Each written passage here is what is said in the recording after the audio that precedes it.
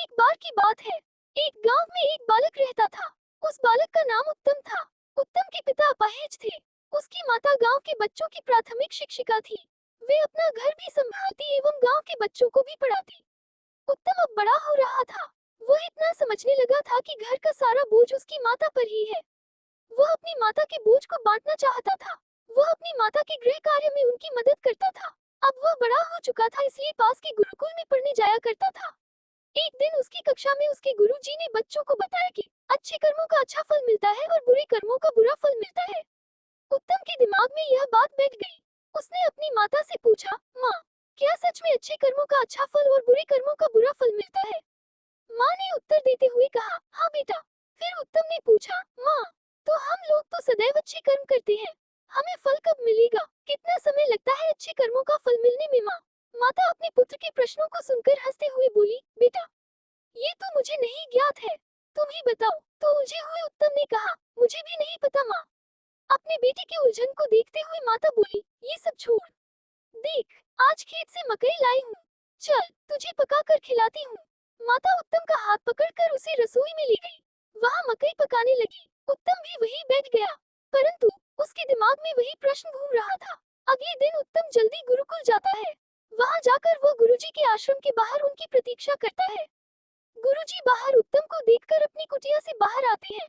फिर वे उत्तम से पूछते हैं, क्या बात है पुत्र, इतने सवेरे तुम यहाँ क्या कर रहे हो? अभी तो तुम्हारी कक्षा का समय नहीं हुआ। इस पर उत्तम गुरुजी से कहता है, गुरुजी, मेरे प्रश्न मुझे विचलित कर रहे हैं। प्रश्नों के समाधान के लिए मैं आपके पास आया हूँ। गुरुजी ने उत्तम से कहा, पुत्र, अपने प्रश्न पूछो। उत्तम ने पूछा, गुरुजी, क्या ये बात सत्य है कि हमें अच्छे कर्मों का फल अच्छा मिलता है और बुरे कर्मों का फल बुरा मिलता है? गुरुजी ने सहमति जताते हुए हाँ कहा। हाँ सुनने के उपरांत उत्तम ने दूसरा प्रश्न पूछा, गुरुजी, अच्छे कर्मों का फल कितने दिन में मिलता है? गुरुजी ने उत्तर दिया, समय से पुत्र। जब उस कर्म के फल आने का समय होता है, उस समय ही अच्छा या बुरा फल मिलता है। आतुर उत्तम ने पूछा, परंतु गुरुजी, यदि मैं दुगने उत्साह से अच्छे कर्म करूं तो? गुरुजी उत्तम की बात एवं मनोदशा को समझ चुके थे। उन्होंने उत्तर दिया, तब बेटा दुगना समय लगेगा। व्याकुल उत्तम ने फिर पूछा, गुरुजी, यदि मैं और मेहनत से और ध्यानपूर्वक अच्छे कर्म करूं तो? तब गुरुजी ने मुस्कुराते हुए कहा, तब तिगुना समय लगेगा पुत्र। उत्तम परेशान हो उठा। उसने गुरुजी से कहा, गुरुजी, मैं जितनी अधिक मेहनत कर रहा हूँ अच्छे फल पाने की, यह अच्छा फल उतना दूर क्यों चला जाता है? गुरुजी ने मुस्कुराते हुए कहा, पुत्र, क्योंकि तुम्हारा ध्यान फल पर है, कर्म पर नहीं। उत्तम कहता है, मैं समझ नहीं पाया गुरुजी। गुरुजी ने कहा, मेरी बात ध्यान से सुनो पुत्र। तुमने कितने भी अच्छे बीज बोए हो और तुमने कितनी भी अच्छी खेती की हो, जब फसल आने का समय होगा तभी पता चलेगा कि फसल अच्छी आएगी या खराब। तुम कितना भी अच्छी खेती कर लो, समय से पहले फसल नहीं आती। तुम कितनी भी बुरी खेती कर लो, समय से पहले बुरी फसल भी नहीं आती। वैसे ही पुत्र, कर्म का फल तो तभी मिलता है जब वह कर्म के फलित होने का समय आता है। परंतु हाँ, यदि तुम केवल अच्छे फल की इच्छा से फल के ऊपर ध्यान केंद्रित करते हुए कर्म करोगे तो अच्छे फल मिलने की संभावना दूर होती जाएगी। उत्तम ने गुरुजी की बात सुनकर फिर पूछा, परंतु ऐसा क्यों गुरुदेव? गुरुजी ने उत्तम को समझाते हुए कहा, पुत्र, क्योंकि तुम्हारा ध्यान अच्छे कर्म पर है ही नहीं, फिर तुम अच्छे कर्म अच्छे से कैसे करोगे? तुम्हारा ध्यान अच्छे फल पर है, इस कारण तुम अच्छे कर्म करने से चूक जाओगे।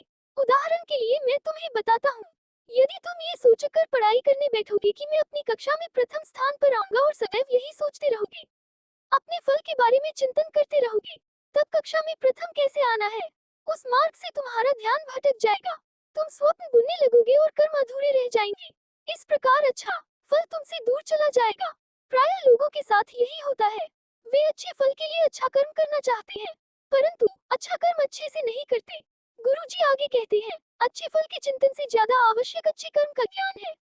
यदि अच्छे कर्म का ज्ञान होगा और अच्छे कर्म के पथ पर निरंतर चलोगे तो अच्छे फल अवश्य मिलेंगे, इसमें कोई दो राय नहीं है। परंतु यदि अच्छे फल के बारे में सोचते रहोगे तो अच्छा कर्म नहीं हो पाएगा। अच्छे फल पर ध्यान रखना भी ध्यान को भटका देता है। तुम्हारे कर्मों में त्रुटि रह जाएगी और अच्छा फल दूर चला जाएगा पुत्र। उत्तम समझ चुका था कि अब अपने अच्छे कर्मों के लिए अच्छे पथ का निर्धारण कर उस पर निरंतर चलना है। यही अच्छे फल का रास्ता है। अच्छे फल के बारे में सोचना मूर्खता है, वह हमें हमारे पथ से भटका देती है।